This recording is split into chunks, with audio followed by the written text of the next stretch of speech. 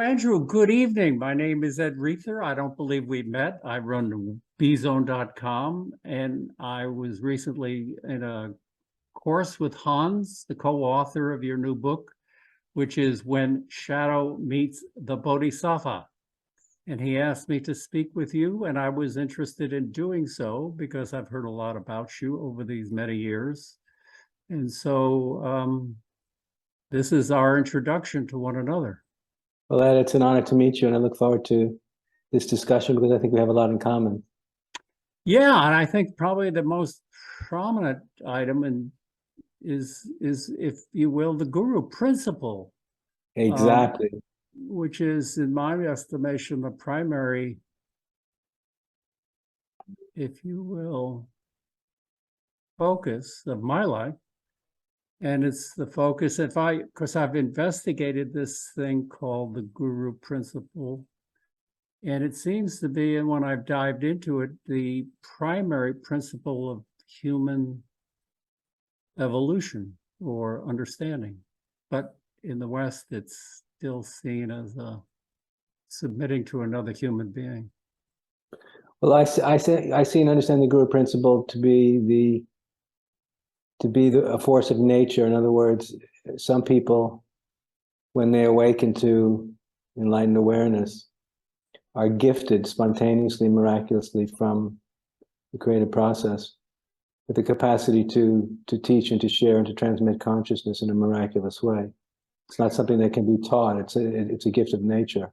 Well, this is what I found out when I read your book, and I know a little bit about your work from the late 80s, is that was awakened in you. You had that, unbeknownst to you in many ways, at least I'm going to read into it, and you can correct me if I'm wrong, is that you obviously were just sitting in the place and people were experiencing, if you will, Shakti or awakening power, just being around you. That's very true. And my guru, my guru's grace bestowed upon me this miraculous gift that I don't think I earned. I don't think anybody's ever said they've earned it. They just Vivekananda or Ramakrishna would say, this is just a blessing. And a curse. I definitely didn't earn it. After spending 3 weeks with my guru, I suddenly became a transmitter. And it was miraculous because it happened overnight. And it wasn't just the transmitting of the experience of consciousness or the self, but also I seem to have access to what they call the mind of the Buddha. I suddenly had access to an understanding of Dharma that wasn't there before I met my guru. I suddenly became, I had a level of mastery after experiencing the grace of my guru that definitely wasn't there before that. It was a miraculous gift. Right, because with that awakening comes an understanding, becomes a certain kind of awareness or understanding of the cosmos or the condition of human existence. Absolutely true, but what's amazing is that it was literally overnight. It was an absolute transformation. It happened so quickly. I didn't really know what was happening. I felt it and I experienced it and I was overwhelmed by it. But for some miraculous reason, I was able to bear it. I was able to handle it. I was able to submit to it. Well, I think that the words that you submitted, the words that are important to me is that you could bear it and you could submit and bear it because it's a fire, if I'm not it's a fire. It's a fire that burns beyond the mind, and it absolutely swept me off my feet.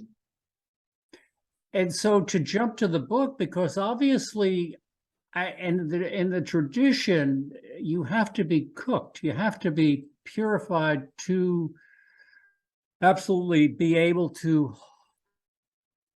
stay, if you will, in that condition. And if I'm going to read into this, is that there was the shadow was still somehow hidden from you in this awakening.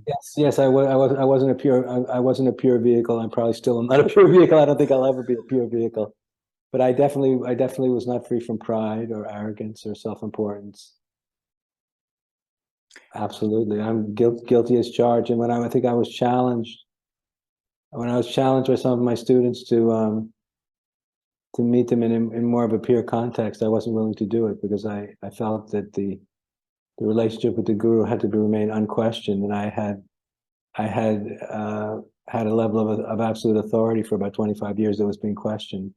So I wasn't prepared to go into the questioning process with some of my closest friends, which I think I should have been willing to do after all that time, because we were very close. But I felt that the guru principle itself was being threatened.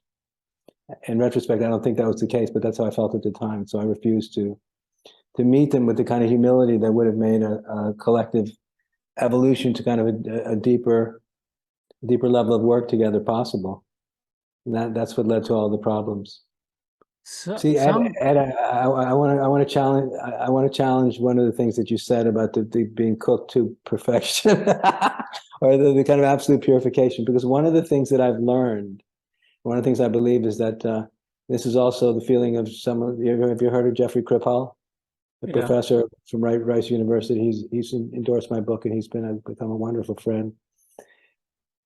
But he believes, and I agree with him, that he believes in the human as two. So in other words, he believes, and this is also my understanding at this point in my life, that the experience of gnosis, or of cosmic consciousness and profound enlightenment, does not presuppose moral purity in the realizer.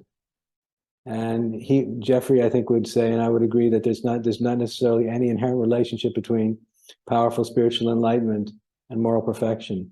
I think historically, it's been presumed that someone who has deep access to gnosis, who's obviously powerfully awakened and has deep access to enlightened awareness, would have to be a morally superior being. And I think that the recent history in postmodernity, when so many Eastern realizers have come to the West, have proved to us that this is definitely not the case. So while I definitely am a work in progress, and I don't think I'll ever be perfect pure vehicle in this life, I think that that kind of perfection is almost unattainable. So in my thinking these days is that I believe in it, as is what I teach, that it's possible to experience perfection as an experience of pure consciousness. It's possible to experience perfection and be overwhelmed by it, and be liberated by it, and be transformed by it. But it's impossible to be a manifest expression of perfection. At least this is my personal belief. Yeah, this is the crux, because there is the awakening, but then everything is judged on the world in phenomenology and in history and whatever is in the moral gauge of one's behavior, conduct, and emotional purity, if you will. I mean, in the Jesus sense, or the saintly sense. At least that's always the measure, or the difficulty in gauging the purity of the individual, because enlightenment would assume that you're purified and only love is emitting from you the principle of love, which means, I mean, in the Christian sense, or the Jesus sense, or the understanding of the psyche in the Western world, it's just pure love, and you're supposed to be embracing everyone with joy and happiness. But there's not, yes, I agree with you 100%, but there's not necessarily any inherent correlation between being a saint or becoming a saint, or the emergence of the capacity for being a saint, and the awakening to enlightened awareness, or becoming profoundly awakened to pure consciousness. They're not the same thing. I think there may be some examples, or some exemplars in which just someone who was a saintly being also had access to that depth of consciousness, but they're not inherently the same thing at all. No, but they're not mutually exclusive. I mean, I've been around and I've studied a lot of people, and my only experiences around people like Adida or Trungpa Rinpoche, but I've been friends with and mixed with a lot of other people. And this really is the issue that confounds the understanding of enlightenment, is the moral quality, right? Or lack thereof. Right. So I think that being human is embracing paradox, because we're all, I believe, we're all works in progress, enlightened or not. And I think that we all have contradictions that we need to work on and try to come to terms with or not. And I think it's part of the struggle of becoming it's part of the perennial struggle to become a more conscious, integrated whole human being. And the experience of enlightened awareness provides us with the most profound source of inspiration to do the work that would make that possible, because the experience of enlightened awareness is the experience of that which is pure and perfect and whole, inherently, the nature of consciousness itself. So when we have that kind of experience, we can become very spiritually inspired to try to become an expression of that purity and that wholeness ourselves. So let me get into, because this is where I think I can just use the language, and I'm really not a fan too much of Wilbur, but I'll play with it a little bit. The mythic guru. Okay, so here we have the enlightened guru, but then we have the manifestation. And so with these people who came from the East into the West, Muktananda and everybody else. Now, Suzuki Roshi was just a Zen guy, but he never played too much with the whole moral thing. I think an interesting person, a woman who went to Suzuki Roshi in San Francisco at the Zen Center said, Suzuki Roshi, I believe I'm falling in love with you. I really don't know what to do with my passion and my love and my attraction to you. And he says, don't worry, I'm stronger than both of us. Good for him. Yeah. But where other people, like other teachers, would take that energy and try to transform it, try to work with it. And I believe some of the work that you were doing was transforming this kind of enlightenment that you were experiencing, that other people were confessing to you, and you were working with that kind of cooperative community and work and absolutely, with absolute intensity and commitment. With absolute intensity and commitment, we were doing that. Say that again. With great intensity and commitment, we were working with the process of a shared enlightenment. That was the idea.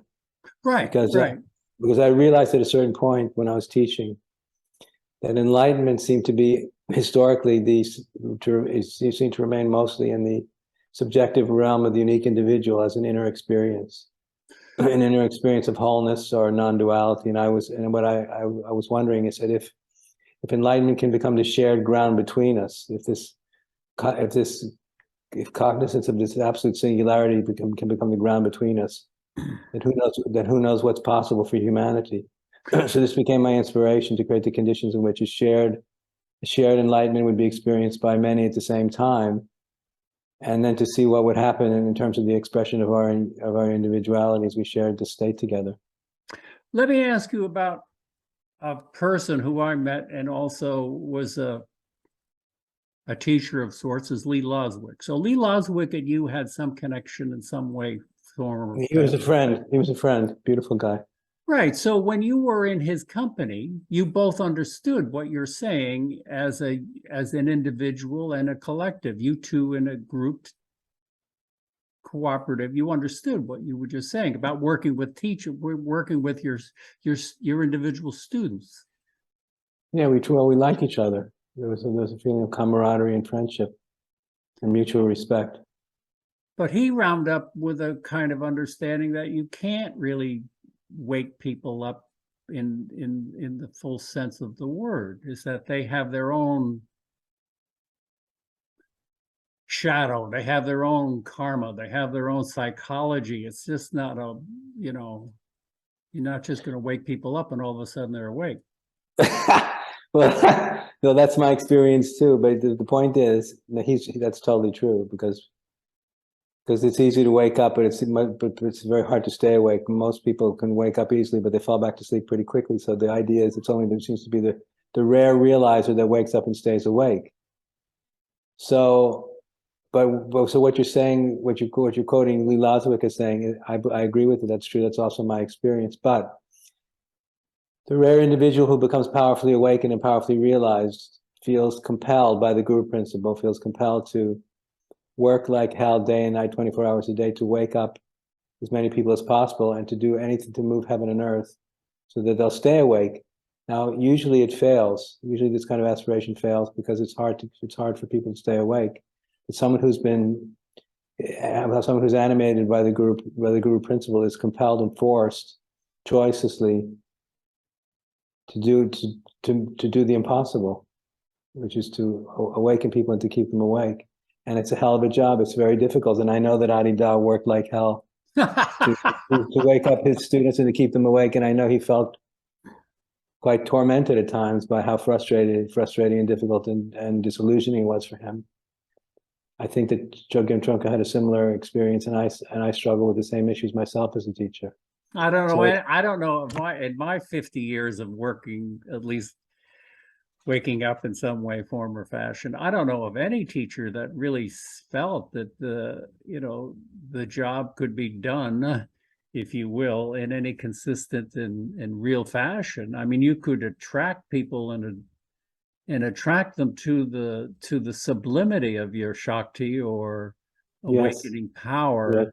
Yes. But the work itself really has to be done within that content. That has to be held to be the primary focus, at least in the Exactly. And I agree 200%, Ed. And the thing is, very few people are able to hold radical awakening, radical enlightenment as an absolute priority for more than a few minutes, a few hours, or a few days, or a few months, because most people are just distracted by other things. Right. So it's very rare to be able to get a couple of people to get to the point where wanting to awaken becomes their primary motivation, and then once it becomes a primary motivation, to keep it the primary motivation for decades at a time, because that's what it takes, and it's very difficult. And it's so difficult for us because of the modern and postmodern cultural context, in which there's no recognition of the significance of consciousness, significance of our potential to awaken, and the miracles inherent in that. It's not part of the Western belief system. No, in fact, it's a threat to the whole concept of the individual freedom, liberty, and whatever you want to. It's perceived that way. Seriously. Because we both know that to awaken in a dramatic and profound way, surrender of the small self is an essential component. But the Western mind equates surrender of the small self to giving up one's personal power, and there's no inherent relationship between giving up one's personal power and surrender of the small self. They're not the same thing, but the unenlightened Western mind equates them as being synonymous incorrectly. I mean, there's the ego. How do you see ego, if you will? I see. Well, first of all, for the Enlightenment context, which is a very unique context, the ego is recognized in the unique Enlightenment context to be the sole obstacle to radical freedom. All right. So how I see ego I see ego as both positive and negative. I see the positive ego, the happy ego, as the integrated self, as the integrated self, the integrated self structure. Because we need for powerful enlightenment, we need the positive ego to be very healthy and to be strong, so that the enlightenment has a strong structure to work through. There's a negative ego, and the negative ego is the result of trauma, wounding, unresolved conflicts, a deep sense of victimization, resentment, anger, frustration, these kinds of things. So the wounded ego or the negative ego creates all kinds of problems for us. And I believe, in my way of thinking, that what Adi Da meant as the self-contraction is this wounded ego. But if the ego can become healthy and whole, then it can become a very robust structure through which enlightened awareness can enter into the world. Because as Ken Wilber has made clear, the most powerfully awakened, most powerfully enlightened men and women throughout history have been powerful, unique, creative individuals.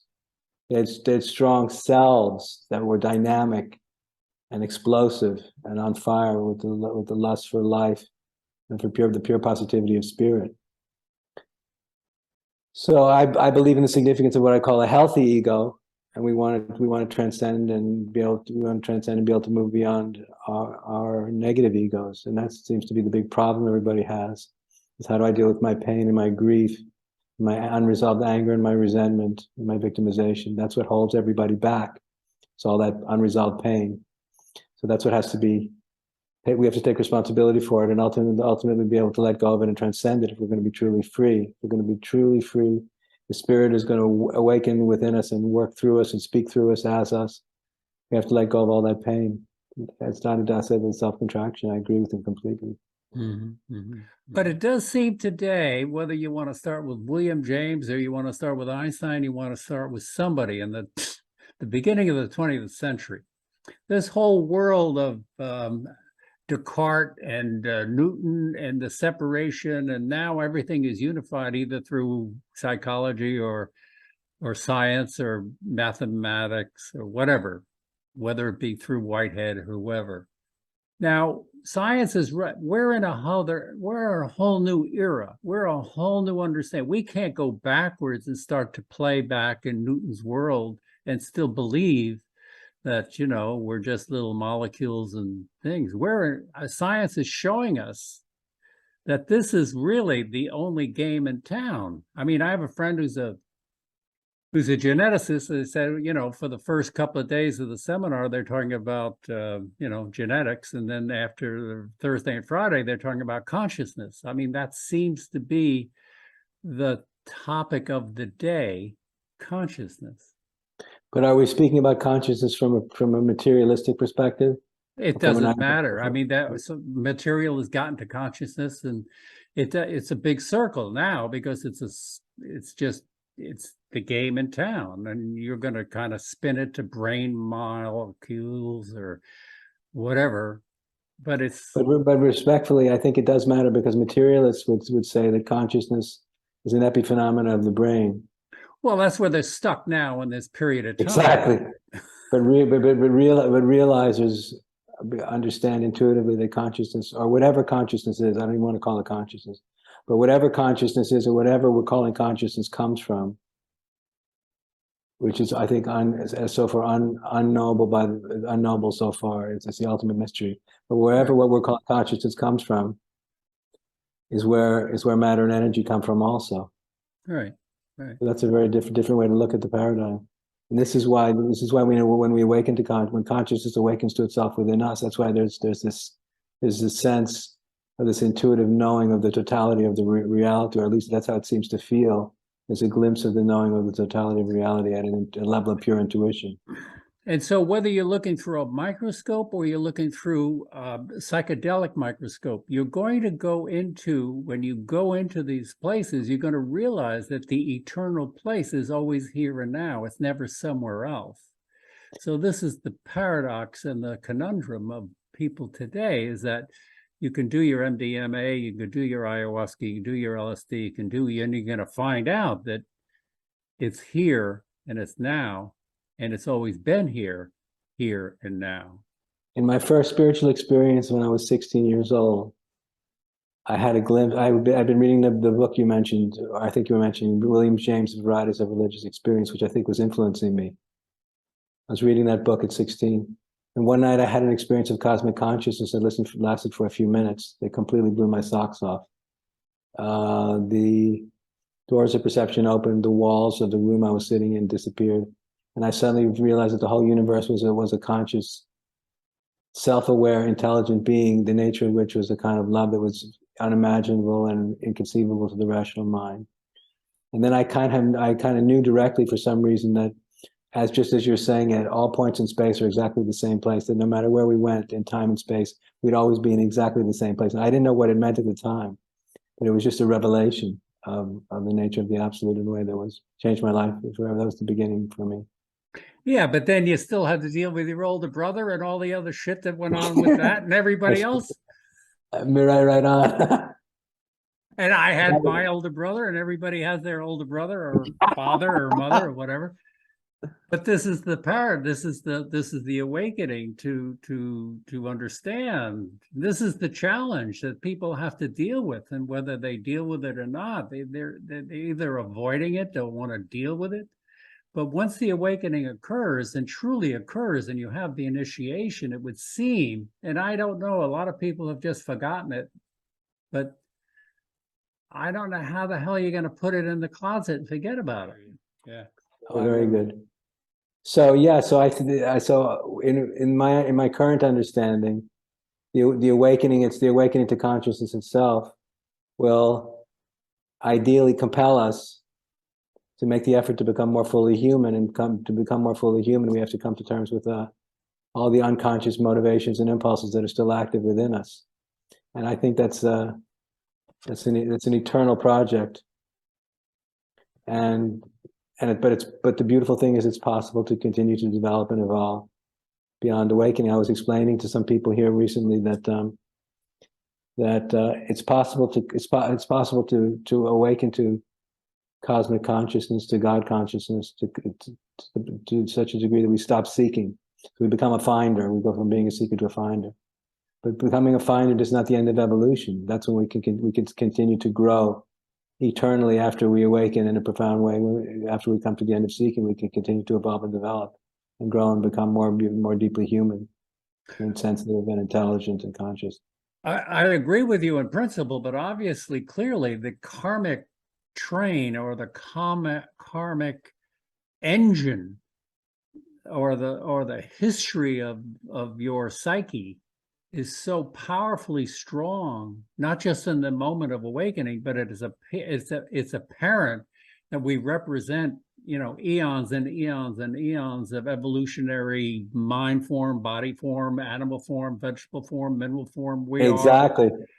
These are cosmic. There are billions of cosmic habits that make up the self that we are right now. Right. So one of the things I try and tell people is, if we want to be free here and now, we have to be willing to aspire.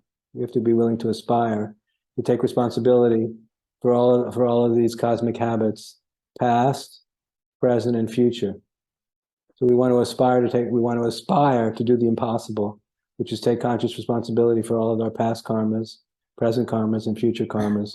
Adida, I would say you have to be frustrated with the sense that this is your previous search has to be proven to be fruitless, and that is the goad to give it up. That's very powerful. I like it. It's powerful, but he's talking about an absolute confrontation with the actual predicament that we're in. Absolutely. Really dealing with it instead of making excuses and putting it off. So do you see now? Okay, so I want to ask you a little bit about the we got the mythic guru. Now you've got a term for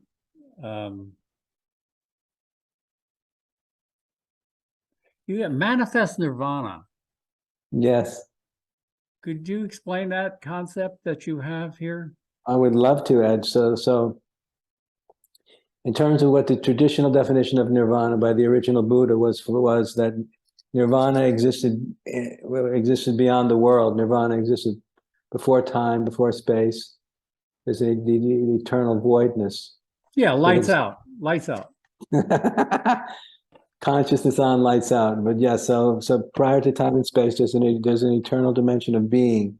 The awakening to is the experience of unimaginable freedom, because one awakens to the deepest dimension of reality that exists before time, before space, before the existence of the universe was even a thought in the mind of God. So before anything ever happened, everything was perfect. Right. Before anything ever happened, everything was perfect. So this was considered to be nirvana, and the world of time, space, body, mind, universe was considered to be samsara, hell realm, a place full of pain and suffering. So, but if caught, now this is I mean, yes, you can't deny manifestation, but if you understand it, you can play with it. I mean, you can transform it. At least that's my understanding. That is your understanding, but that's not the Buddha's original message, as far as my imperfect understanding tells me, because the idea was, again, in what his original teaching, as I said, in my imperfect understanding, was to get off the wheel of becoming, because they believed in those days that existence was cyclical. The time went in cycles or circles, So I think if you believe that you've been on a merry-go-round for kind of hundreds of thousands of rounds, and if you're going to stay here, all you have in store is to go through the same nightmare again and again and again and again, then liberation means getting off the wheel of becoming. So the idea was to get off the wheel of becoming and never to have to take rebirth ever again. So I think this was this was only a partial understanding. This is what we've come to recognize, only partial understanding. So the manifest reality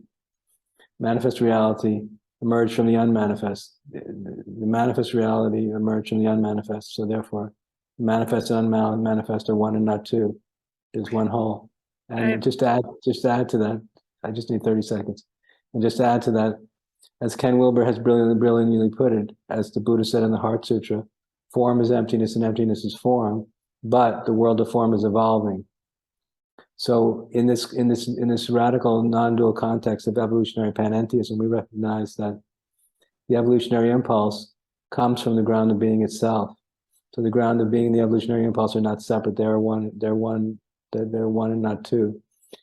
And therefore we realize that the creative God of the creative impulse itself obviously wants the universe to exist. Otherwise the universe wouldn't exist if the God of the creative impulse wouldn't want it to exist. So when you and I experience creative inspiration, evolutionary inspiration, we're experiencing the mind of the creative principle itself awakening to itself and vibrating within us. So we realize the world wants to exist, and the desire to exist is the deepest and most powerful expression of the manifest God. And it feels like ecstatic urgency, joy. It feels like infinite potential. It feels like all things are possible. It feels like liberation, freedom, and joy. It feels like we feel so grateful and so blessed that we're here and that we can consciously participate in this process, because we realize that we're all the forms of God, and that God needs our hands and our feet and our mind, and even our egos and our frontal personalities to co-create this process with her or with him.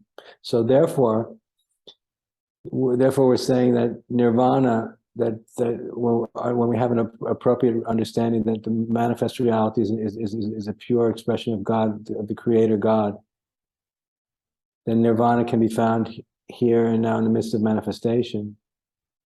If we realize that manifestation is God in form, and therefore if we recognize that, then we can experience a similar kind of ecstasy and freedom, embracing manifest reality with all of our heart and all of our souls. And then we have to become awakened bodhisattvas, because we have to be committed to staying here till the end of time, to make the universe as beautiful and as conscious as it can be. That becomes our duty. I agree with you totally, but there's a couple of things that come into me. One is, this is a utopia, are you speaking about? I'm speaking about the utopian impulse, which is what created the universe in the first place. The creative impulse is the utopian impulse. It's the awakened aspiration to give rise to that which is new. The sexual impulse is the desire to create new life. The urge towards innovation and creativity, which human beings seem to be uniquely gifted with and uniquely driven towards. The human species, human race is compelled towards innovation and creativity. And creative people are people that are turned on and excited about what's possible in the future. They're very excited about giving birth to that which is new. And finally, the urge towards consciousness itself, which is the spiritual impulse, is the urge towards awakening greater and greater potentials in consciousness itself. And that is an experience of ecstasy itself when we realize that. So the urge towards new life, the urge towards innovation and creativity on all fields of human endeavor, and the urge towards consciousness itself is all an expression of the evolutionary impulse, which is who God is in the realm of manifestation. God wants the universe to exist. God is ecstatically positive about what's possible. And when we experience his or her nature as the pulsation and vibration of the evolutionary impulse itself. So manifest nirvana means nirvana is to be co-created, and we want to give rise to it here and now in manifest reality. We don't want to escape from the world, but we want to co-create So the most divine expression of what's possible here and now. Yes, sorry. I mean, I don't want to get lost in an argument. I mean, a didactic thing, but in a way, you're saying we're all gods. I'm not saying we're all gods. I'm saying that we have the potential to awaken to the God principle as the evolutionary impulse. If the Okay. evolutionary impulse is the God principle, we can awaken to that principle and become lit up with it, because we'll create a person who's lit up with what's possible, and they're turned on. They're infused with the pure positivity, feeling all things are possible. And that experience that all things are possible is a mind transcending, ecstatic experience of the utopian impulse. The creation of the universe was created by the utopian impulse. I always like Adidas' expression. He said, "Thank God I'm a Buddhist." I wanted to speak to you.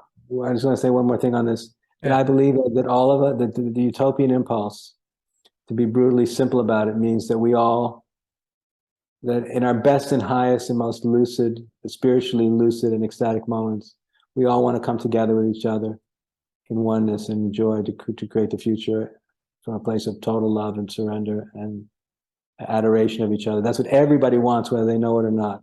And that's all I'm talking about. And that's what this creative impulse, this evolutionary impulse seems to want at the level of spirit. So let me jump to now, because now your work, because your book is about your beginning, your awakening, your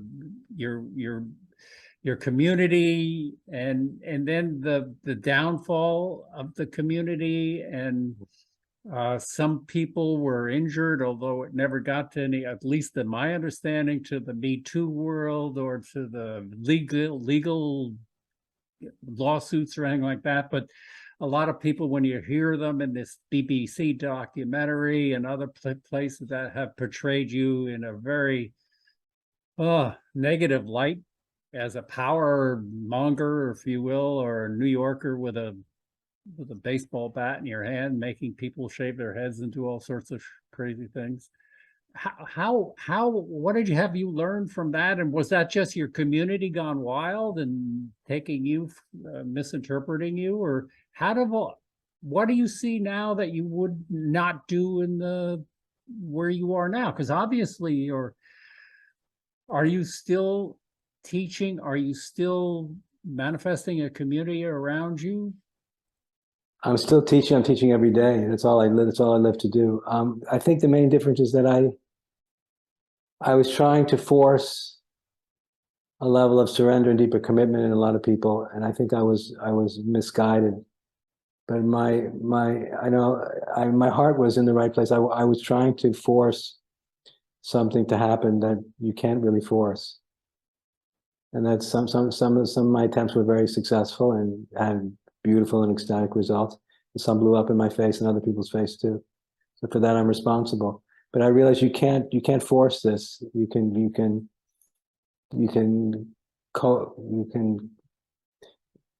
inspire it, but you can't force it. Because I believe that evolution happens as a result of stress. And there was a famous evolutionary biologist named Elizabeth Sahtouris who made that very clear. So I believe that sometimes in a student-teacher relationship, we have to push hard to help the student to kind of break through their own blocks. And sometimes these things work, and sometimes it leads to breakdowns. So I've given up that approach. I gave up that approach a long time ago, but there was something I put into practice, like 25 So years ago. do you presently have a community of people that are around you? A small community, definitely, yes. And so you're just going to allow whatever to manifest, and you'll still continue to be a teacher, a guru, or just a bodhisattva? All three. Well, all three. I'm in for the long haul. Okay. So It's can not just for this lifetime either. I'm in for as long as it's going to take.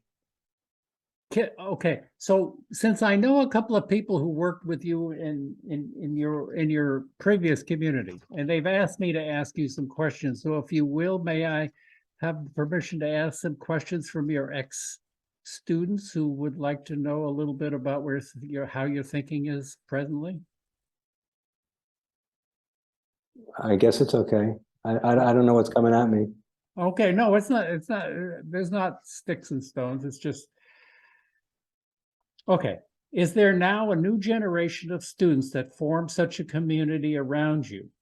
If there is, do you see this as potentially leading to some of the same problems of overzealousness and even abuses of the past? Not, definitely not.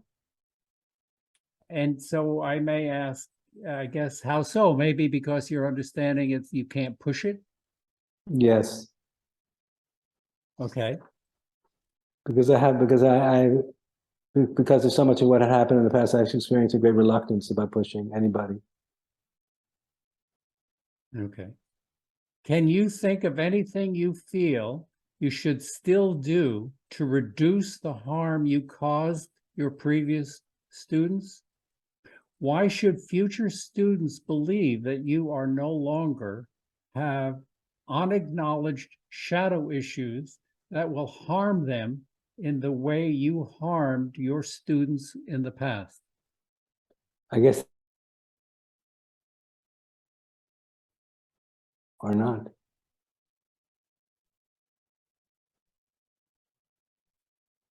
I, I think you froze, but you also said, I don't know. No, I said the only way would be to get to know me now, to get to know Oh, the kind okay. of person that I am.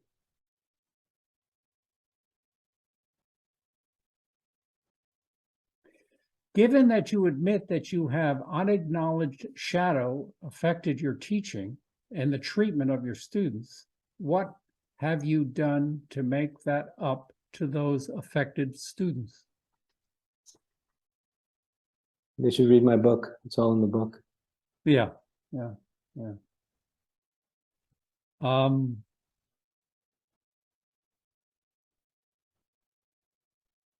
how about that for round one? Perfect. Okay. I feel a kindred spirit in you, Ed. Well, I've enjoyed our conversation. So let's definitely do it again, because I think there's a lot more we could go into together. I look forward to it. And thank you for your time and enjoy the rest of the evening. Thank you very much. Okay.